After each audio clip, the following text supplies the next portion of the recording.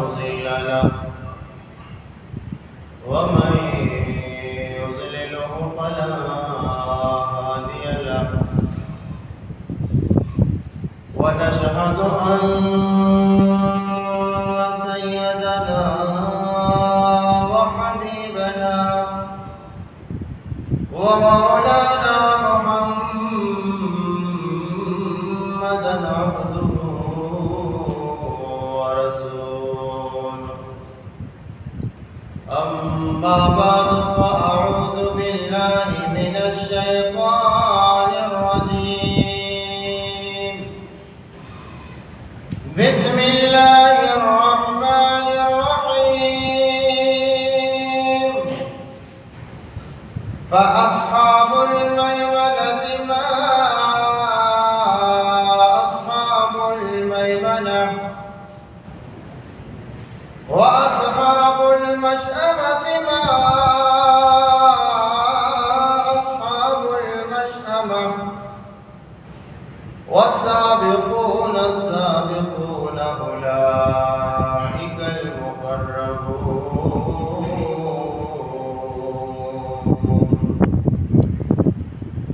في جنات النعيم ثلة من الأولين وقليل من الآخرين على سرر موضونة متكئين عليها متقابلين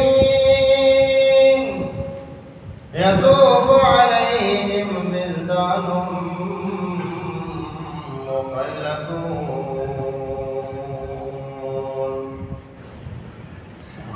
صدق الله العلي العظيم اللهم صل على محمد وعلى آل محمد كما صليت على إبراهيم وعلى آل إبراهيم إنك حميد مجيد اللهم بارك على محمد وعلى آل محمد كما باركت على إبراهيم وعلى آل إبراهيم إنك حميد مجيد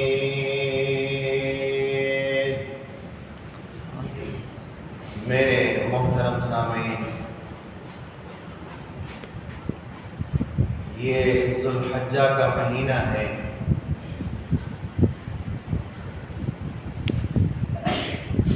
اس مہینے کے اندر اسلام کے بہت بڑی علامتیں پورے دنیا کے مسلمان اپنے ایمانی جذبے کے ساتھ اور ایمانی قوت کے ساتھ اسلامی فرائض کو اس مہینے میں مختلف صورتوں میں ادا کرتے ہیں۔ مثلا اسلام کی بہت بڑی علامت حج ہے۔ اسلام کی ایک بہت بڑی شعار اور علامت اور نشانی اور سربلندی کو بھی اس مہینے کے اندر ادا کیا جاتا ہے۔ اور اس کے علاوہ قربانی کتنی بڑی اسلام کی علامت ہے، عظیم شعائر ہے، اس کو بھی اسی مہینے میں ادا کیا جاتا ہے۔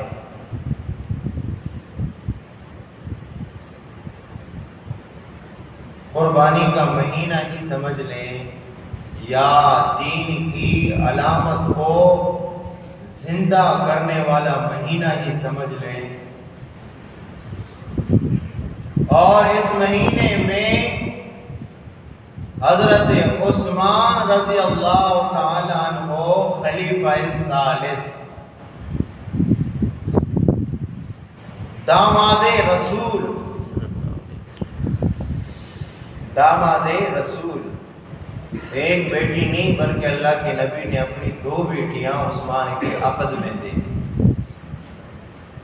اور جو کل اس ذی الحجہ کی 18 تاریخ گزری ہے اس میں شہادت عثمان رضی اللہ تعالیٰ، اس پر بھی کبھی گفتگو کریں گے انشاءاللہ۔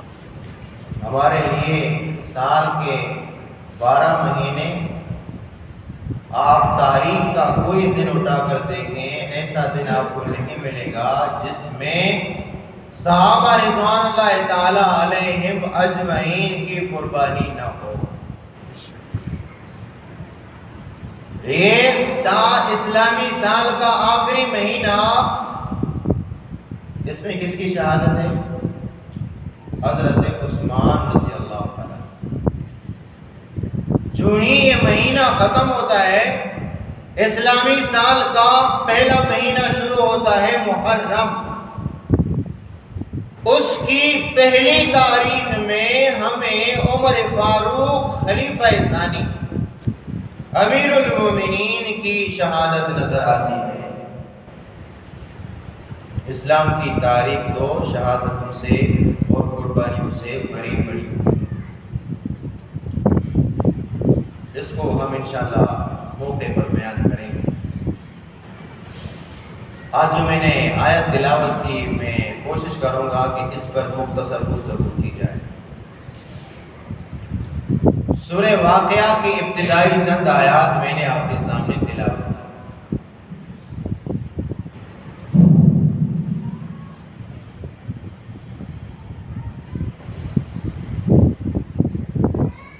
بقرہ عید کے حوالے سے بہت ساری ایسی باتیں ہیں، میں آپ کے سامنے پچھلے جمعے کو عرض کرنا چاہتا تھا، لیکن وہ باتیں رہ گئی۔ میں سب سے پہلے ان آیات کا ترجمہ کرتا ہوں، انشاءاللہ پھر وہ باتیں بھی آپ کے سامنے آ جائیں۔ اللہ تبارک و تعالی ارشاد فرماتے ہیں کہ فَأَصْحَابُ الْمَيْمَنَةِ مَا أَصْحَابُ الْمَيْمَنَةِ، دائیں ہاتھ والے کیا ہی خوش نصیب ہیں، دائیں ہاتھ والے، دائیں ہاتھ والے، سیدھے ہاتھ والے کیا ہی خوش نصیب ہیں، سیدھے ہاتھ والے، مطلب جن کے اعمال سیدھے ہاتھ میں ملتے ہیں وہ کیا خوش نصیب ہیں۔ آپ کو پتہ ہے کہ جنتیوں کے اعمال سیدھے ہاتھ میں ملیں گے، جنتیوں کے اعمال سیدھے ہاتھ میں ملیں گے۔ اللہ تبارک و تعالیٰ سے دعا کریں کہ ہمارے بھی اعمال نامہ ہمیں سیدھے ہاتھ میں عطا کیے جائیں، آمین۔ کیونکہ رب کریم ایسے لوگوں کو خوش نصیب فرما رہے ہیں۔ فَأَصْحَابُ الْمَيْمَنَةِ مَا أَصْحَابُ الْمَيْمَنَةِ، سیدھے ہاتھ والے کیا ہی خوش نصیب ہیں، کیا ہی کہنے سیدھے ہاتھ والوں کا۔ وَالسَّابِقُونَ السَّابِقُونَ، اور سبقت لے جانے والے لوگ کیا ہی خوش نصیب ہیں نیک اعمال میں۔ ہماری تو خوش نصیب، ہماری تو مطلب یہ ہے کہ کوشش ہوگی کہ اس نے اگر آج 1000 روپے کی دیہاڑی لگائی، میں 2000 کی دیہاڑی لگاؤں، اس سے آگے نکل جاؤں دنیا کمانے میں۔ لیکن قرآن مجید میں اللہ تبارک و تعالیٰ نے جس کو خوش نصیب فرمایا، وَالسَّابِقُونَ السَّابِقُونَ، جو نیک اعمال میں ایک دوسرے سے سبقت لے جانے والے ہوں، ایسے لوگوں کو اللہ تبارک و تعالیٰ فرماتے ہیں اولئک المقربون، ایسے لوگ اللہ کے نیک اور مقرب لوگ ہیں، جو نیک اعمال میں ایک دوسرے سے آگے بڑھنے والے ہیں۔ فَلْيَتَنَافَسِ الْمُتَنَافِسُونَ، سورہ مطففین کے اندر اللہ تبارک و تعالی ارشاد فرماتے ہیں کہ ایسی نعمتوں کے بارے میں فرمایا فَلْيَتَنَافَسِ الْمُتَنَافِسُونَ، بڑھنے والوں کو چاہیے کہ ایسی نعمتوں کے بارے میں آگے بڑھیں، ایسی نعمتوں کے حاصل کرنے کے لیے آگے بڑھیں۔ اولئک المقربون، نیکی میں سبقت کرنے والوں کے بارے میں فرمایا اولئک المقربون، یہ لوگ ہیں جو مقرب بندے ہیں اللہ کے، نیک بندے ہیں اللہ کے، پسندیدہ بندے ہیں اللہ کے۔ آگے فرمایا فی جنات النعیم، ایسے لوگ نعمتوں کی جنتوں میں ہوں گے۔ ایسے لوگ جن کو عمل نامہ سیدھے ہاتھ میں ملے، جن کو عمل نامہ سیدھے ہاتھ میں ملے، جو دنیا میں نیک اعمال میں آگے بڑھتے تھے، ایک دوسرے سے آگے بڑھتے تھے۔ اللہ تبارک و تعالیٰ فرماتے ہیں فی جنات النعیم، ایسے لوگ نعمت والی جنتوں میں ہوں گے۔ ثلۃ من الاولین وقلیل من الآخرین، ثلۃ من الاولین، اور گزشتہ لوگوں میں سے بہت سارے لوگ، گزشتہ لوگوں میں سے مراد یا تو صحابہ ہیں کہ ان میں سے بہت سارے لوگ جنت میں چلے جائیں گے، یا جن کو اعمال نامہ دائیں ہاتھ میں دیا جائے گا وہ پچھلی قوموں میں بہت زیادہ ہوں گے، یعنی پچھلوں میں سے بہت زیادہ ہوں گے، یعنی صحابہ میں سے۔ وَسُلَّةٌ مِّنَ الْآخِرِينَ وَقَلِيلٌ مِّنَ الْآخِرِينَ، بعد میں آنے والے لوگ اس میں کم ہوں گے۔ عَلَىٰ سُرُرٍ مَّوْضُونَةٍ، وہ جنت کی تفصیل بتا رہے اللہ تبارک و تعالیٰ۔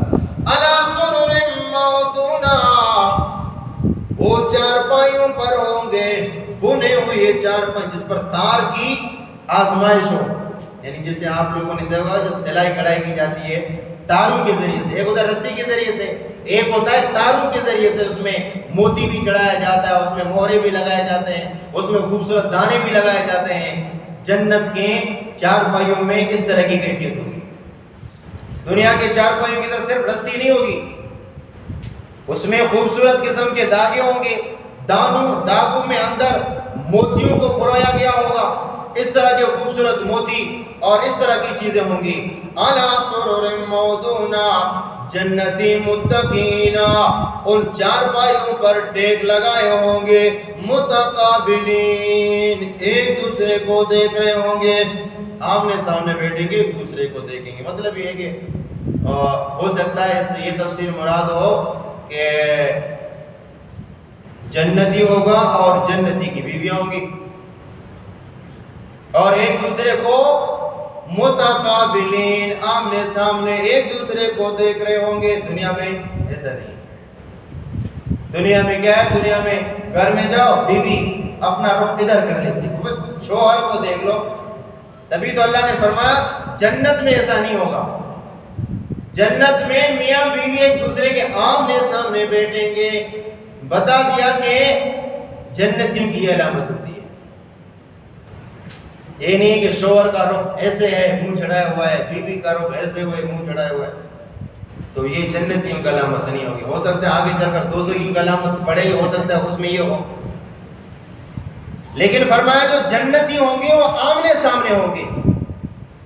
متقین علیہا، ٹیک لگائے ہوئے ہوں گے اپنے مسندوں پر، اپنے چارپائیوں پر، اپنے تختوں پر، متقابلین، آمنے سامنے بیٹھے ہوں گے، آمنے سامنے بیٹھے ہوں گے۔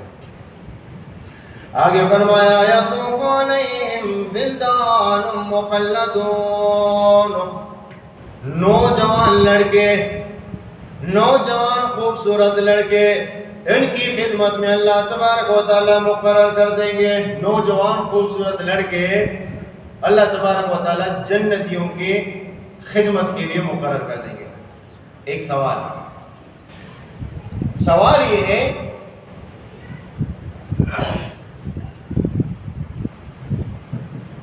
اسی صورت میں ابھی ہم آگے بڑھیں گے کہ اللہ تبارک و تعالیٰ ارشاد فرماتے ہیں وَلَحْمِ طَيْرٍ مِّمَّا يَشْتَهُونَ، جنتی جو خواہش کریں گے ان کو وہ چیز مل جائے گی.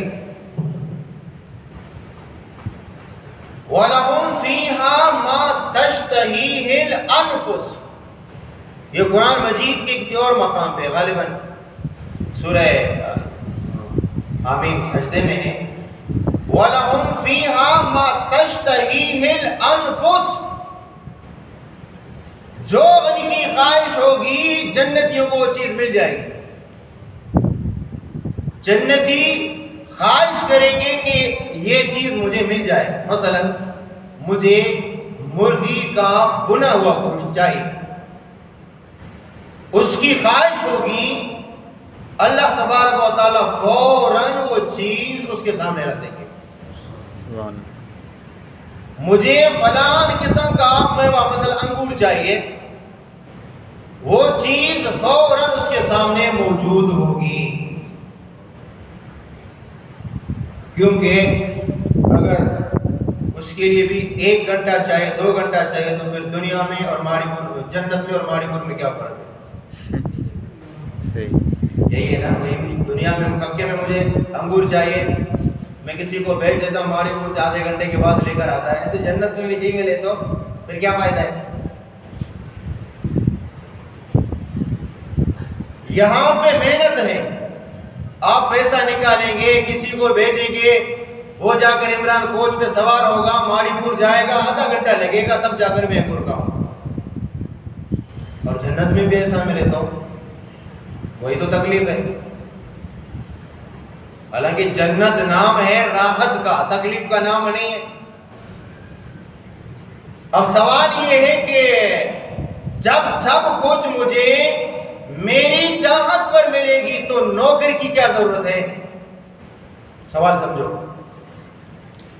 سب کچھ مجھے میری چاہت پر ملے گی، یہ بھی قرآن ہے. وَلَهُمْ فِيهَا مَا تَشْتَهِي الْأَنفُسُ، جنتیوں کو جنت میں ان کی چاہت کے مطابق ملے گی. حتیٰ کہ حدیث کے اندر آتا ہے کہ ایک جنتی، دنیا کے اندر ہر ایک کی طبیعت ہوتی ہے. مثلا آپ لوگ مچھی والے ہو سکتا ہے آپ کو جنت میں مزہ نہ آ جائے. کہتے ہیں کہ سیزن آ رہا ہے، اب ہم بھی تو شکار کریں. پتہ نہیں آپ لوگ سوچ رہے ہوگے پتہ نہیں جنت میں مچھلی کا شکار ہوگا نہیں ہوگا. ہم جالے کہاں سے لے کر آئیں گے، بنائیں گے کہاں سے؟ اگر آپ کی یہ چاہت ہوگی، آپ اللہ کے سامنے یہ چاہت رکھیں گے تو اللہ آپ کی یہ چاہت بھی پوری کر دیں گے. سبحان اللہ. کیونکہ حدیث کے اندر ہے، ایک آدمی نے عرض کیا اللہ کے نبی، اگر میری چاہت یہ ہو کہ میں، کیونکہ وہ زمیندار آدمی تھے، میری چاہت یہ ہوگی، میری خواہش ہوگی کہ میں جنت کے اندر کاشتکاری کروں. کاشتکاری سمجھ دو، گندم ڈالتے زمین کے اندر، اس کے بعد دانہ نکلے گا، پھر اس کی فصلیں ہوں گی. تو آپ صلی اللہ علیہ وسلم مسکرانے لگے. اللہ کے نبی نے دیکھا کہ یہ بندہ ہے کاشتکار. اب یہ جنت میں بھی کاشتکاری کا طلبگار ہے اور یہ چاہتا ہے کہ جنت میں بھی راحت ہو، سب کچھ ہو، لیکن وہاں پہ بھی میں صنعت اور عرفت اور اپنا جو باپ دادا کا جو رسم ہے یہ وہاں پہ بھی. اللہ کے نبی نے فرمایا ہاں وہاں پہ کاشتکاری اگر آپ چاہو گے تو ہوگی، لیکن وہاں پہ مشقت نہیں ہوگی. اگر آپ چاہیں گے، اللہ سے درخواست کریں گے کہ میں کاشتکاری کروں، اللہ تبارک و تعالیٰ آپ کو بالکل چٹیل میدان ادا کریں گے. تو کاشتکاری کے لیے پہلے میدان کو صاف کرنا پڑے گا، زمین کو صاف کرنی پڑے گی، ٹریکٹر چلائیں گے، ہر چلائیں گے.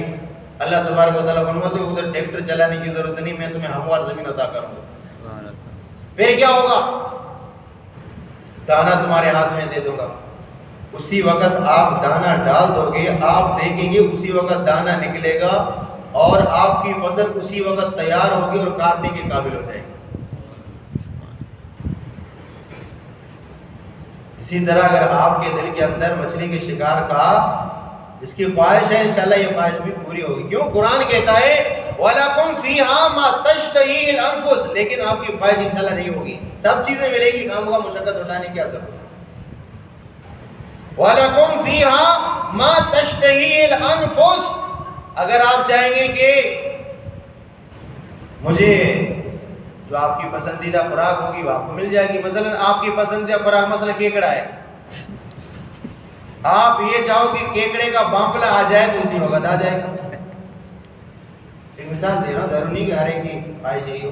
صحیح، اگر آپ چاہیں کہ سرمائی ملے مجھے تو فوراً آپ کے سامنے فرشتے پکا کے حاضر کریں گے۔ وَلَكُمْ فِيهَا مَا تَشْتَهِي، اب سوال میں کر رہا ہوں کہ یہ سب چیزیں آپ کو بلا مشقت مل جائیں گی تو نوکر رکھنے کی کیا ضرورت ہے؟ اللہ تبارک و تعالیٰ فرماتے ہیں جنتیوں کی خدمت میں نوجوان لڑکے خدمت کے لیے مقرر ہوں گے۔ میرا سوال یہ، سب کچھ ملے گا، نوکر رکھنے کی کیا ضرورت ہے؟ سمجھے نہیں سمجھے؟ ادھر سب کچھ ملے گا، لیکن قرآن میں اللہ تبارک و تعالیٰ فرماتے ہیں کہ یطوف علیہم ولدان مخلدون، ان جنتیوں کے آس پاس میں بطور خدمت نوجوان لڑکے خدمت گزاری کریں گے، ہمیشہ میں لڑکے ہوں گے، کبھی بوڑھے نہیں ہوں گے۔ جنتی بوڑھے نہیں ہوں گے تو وہ بھی نہیں ہوں گے، خادم بھی بوڑھے نہیں ہوں گے۔ مفسرین نے لکھا ہے یہ اعزاز و اکرام کے لیے ہے، یہ محنت مشقت کے لیے نہیں ہے، یہ کس چیز کے لیے ہے؟ یہ بطور اعزاز کے، بطور جنتیوں کے اکرام کے، بطور جنتیوں کے شان و شوکت کے۔ یہ خادم ہوں یا نہ ہوں، تب بھی اللہ تبارک و تعالیٰ نے جنتیوں کے لیے ہر طرح کی نعمتوں کا اکرام و اعزاز کیا ہے۔ یہ فقط ان کا اکرام ہے، اعزاز ہے، اور ان کی دلجوئی اور حوصلہ افزائی کے لیے اللہ تبارک و تعالیٰ نے یہ مقرر کیا ہے۔ بِأَكْوَابٍ وَأَبَارِيقَ، بِأَكْوَابٍ وَأَبَارِيقَ،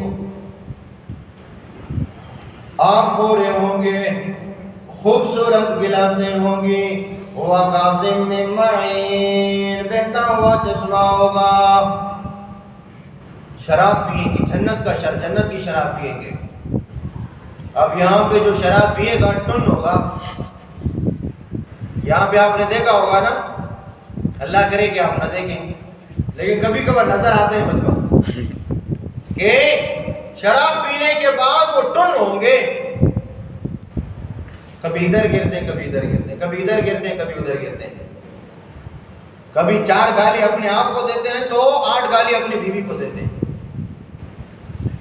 لیکن وہاں شراب پینے کے بعد یہ کیفیت نہیں ہوگی، لا یصدعون عنہا، نہ شراب پینے کے بعد ان کے سر میں درد ہوگا، نہ سر میں چکر آئے گا، ولا ینزفون، اور ان کے سر میں چکر آئے گا اور نہ بیہودہ بات کریں گے۔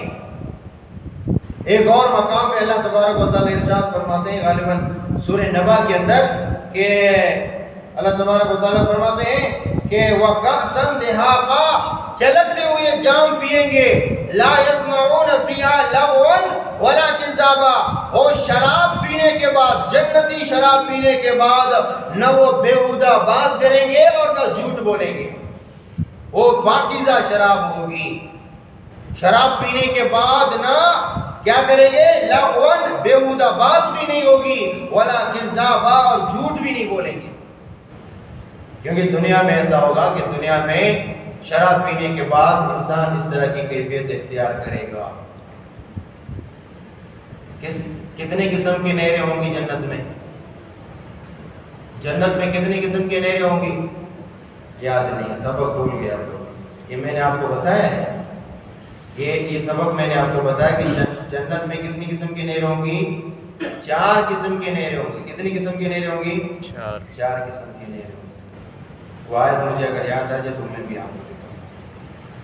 اللہ تبارک و تعالیٰ فرماتے ہیں مثل الجنت التي وعد المتقون، مثال اس جنت کی جس جنت کی متقیوں سے وعدہ کیا گیا ہے، فیہا انہار من ماء، اس جنت میں پانی کی نہر ہوگی۔ کس چیز کی نہر ہوگی؟ نمبر 1 گنو بھی، نمبر 1 پانی کی نہر ہوگی، غیر آسن، غیر آسن کا مطلب یہ کہ کبھی اس کا رنگ بھی نہیں بدلے گا۔ جنت کے پانی کی رنگت نہیں بدلے گی. یہاں آپ ٹانکی کے اندر پانی کو رکھیں، 10 دن کے بعد بدبو پیدا ہوگی، 15-20 دن کے بعد وہ پینے کا قابل بھی نہیں رہے گا. لیکن اللہ تبارک و تعالیٰ ارشاد فرماتے ہیں جنتی پانی غیر آسن، رنگ نہیں بدلے گا اس کا. وَأَنْهَارٌ مِّن لَبَنٍ وَأَنْهَارٌ مِّن لَبَنٍ، دوسری نہر ہوگی دودھ کی. کس چیز کی نہر ہوگی؟ یہاں پہ آپ کو 1 لیٹر بھی خالص دودھ ملنا مشکل ہے. کبھی دودھ میں پانی ڈالتے ہیں تو کبھی پانی میں دودھ ڈالتے ہیں، سمجھ میں نہیں آ رہا کہ پانی میں دودھ ڈالے یا دودھ میں پانی ڈالے. لم يتغیر طعمه، کبھی اس کا ذائقہ نہیں بدلے گا. 2 نہریں ہو گئی، یہ 2 نہر ہو گئے، پانی کی نہر، دودھ کی نہر. وَأَنْهَارٌ مِّنْ خَمْرٍ، تیسری نہر شراب کی ہوگی. شراب کی نہر ہوگی لذۃ للشاربین، پینے والوں کے لیے لذت کا باعث بنے گی، پینے والے پئیں گے اور لذت حاصل کریں گے. یہ 3 نہر ہو گئی. وَأَنْهَارٌ مِّنْ عَسَلٍ مُّصَفًّى، چوتھی نہر خالص شہد کی نہر ہوگی. پانی کی نہر ہوگی، دودھ کی نہر ہوگی اور شراب کی نہر ہوگی. نمبر 4 اصل مصفہ یعنی شہد کی نہر ہوگی. سورہ محمد آیت نمبر 14 4 قسم کی نہروں کا ذکر ہے. آگے فرمایا فاکہۃ مما یتخیرون، ہر قسم کے میوے جنتی چاہیں گے اللہ تبارک و تعالیٰ عطا فرمائیں گے. ہر قسم کے میوے، ہر قسم کے میوے.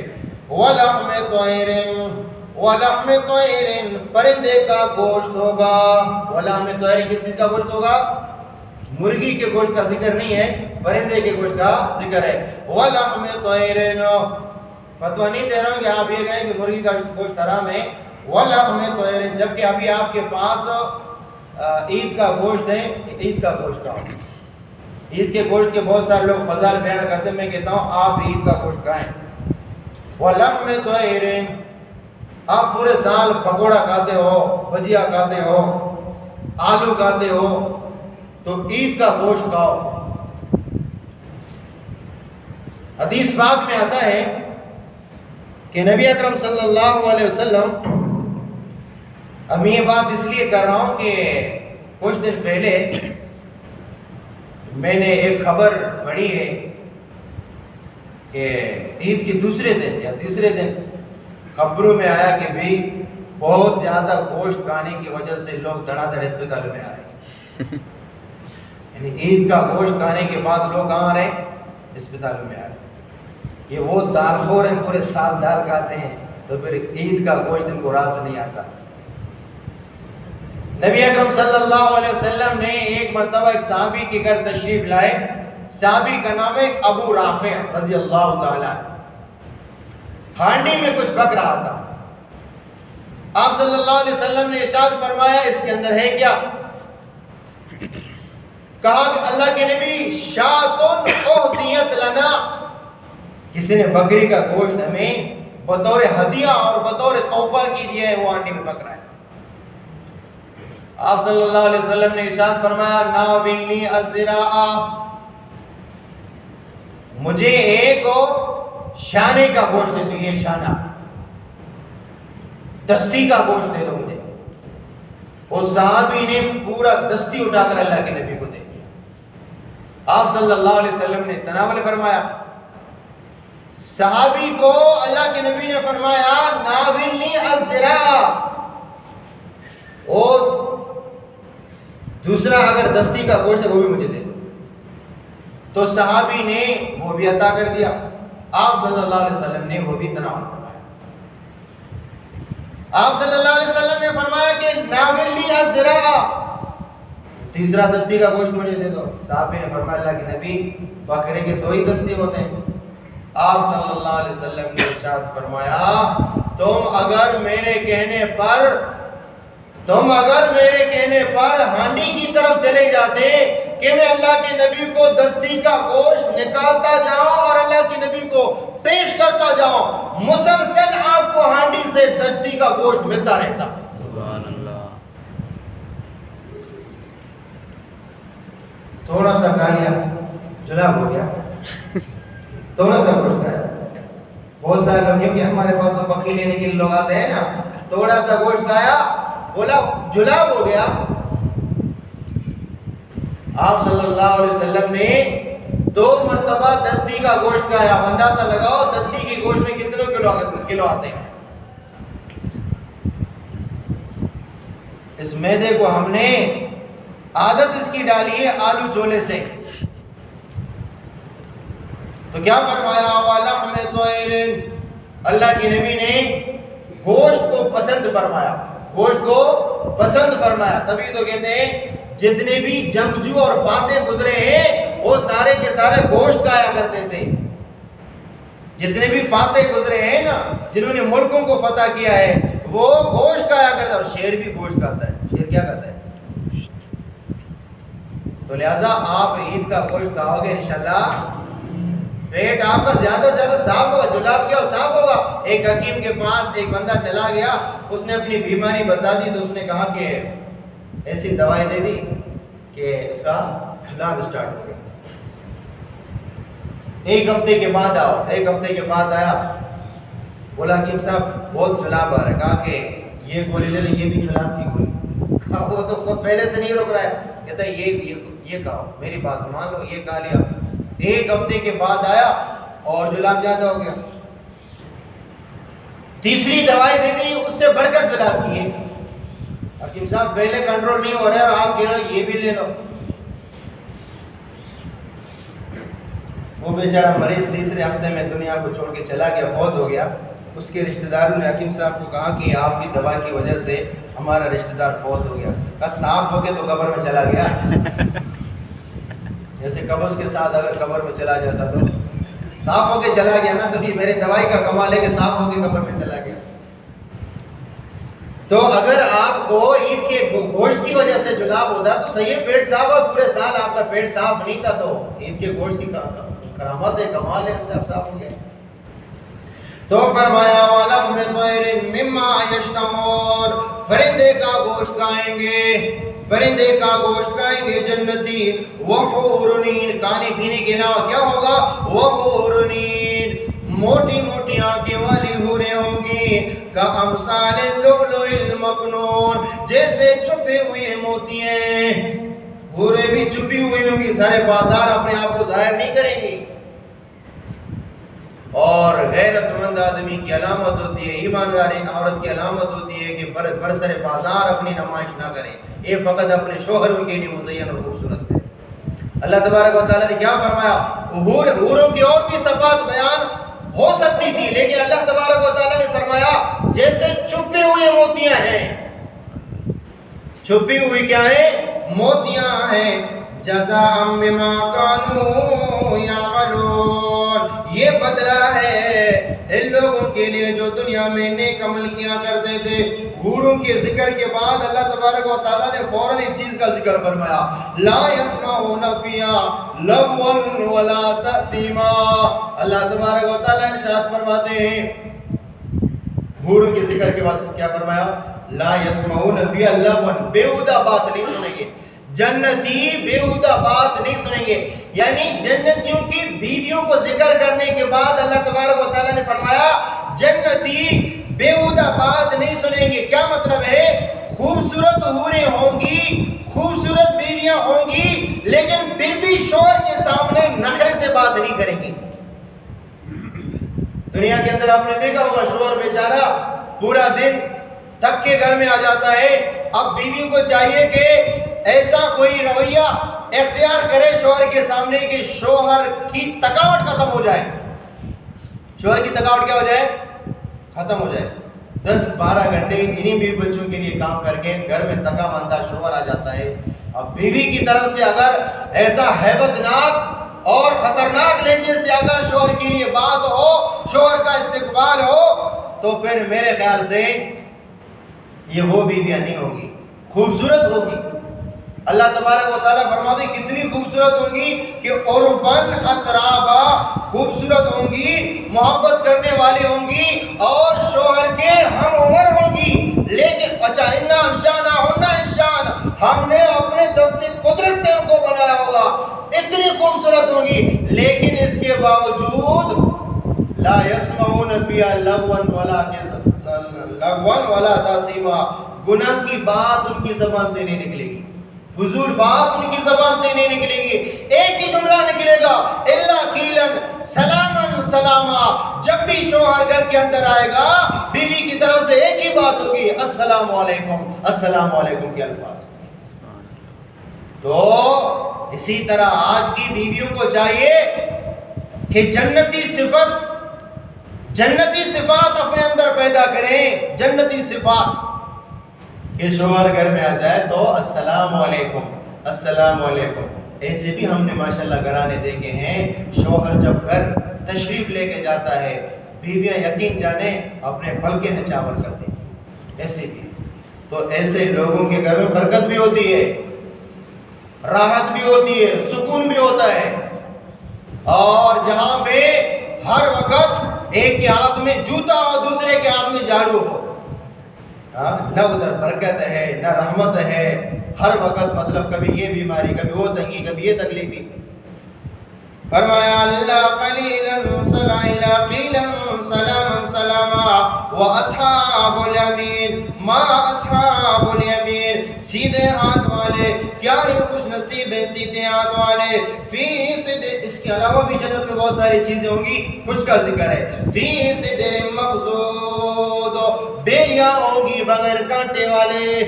دنیا میں اگر ایک بیر اتارنے کے لیے جاؤ گے تمہارے کپڑے پڑ جائیں گے، اس لیے کہ دنیا کے بیروں میں کانٹے ہوں گے، لیکن وہاں پہ بیریں ہوں گی مقصود، کانٹوں سے خالی ہوں گی، بڑے بڑے بیر ہوں گے، درختوں میں کانٹے نہیں ہوں گے۔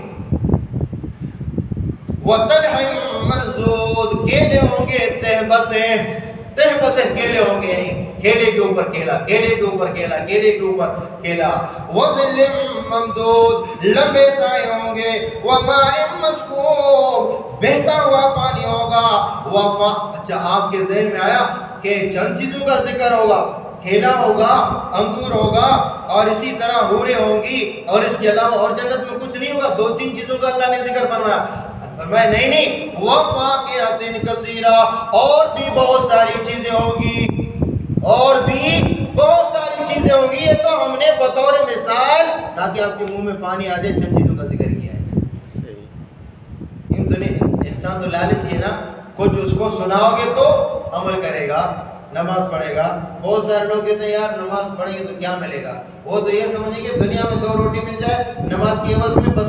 بھئی اگر آپ نے نماز پڑھی، نماز کے بدلے میں آپ کو اگر اللہ ملا تو خوش نصیبی ہے کہ نہیں؟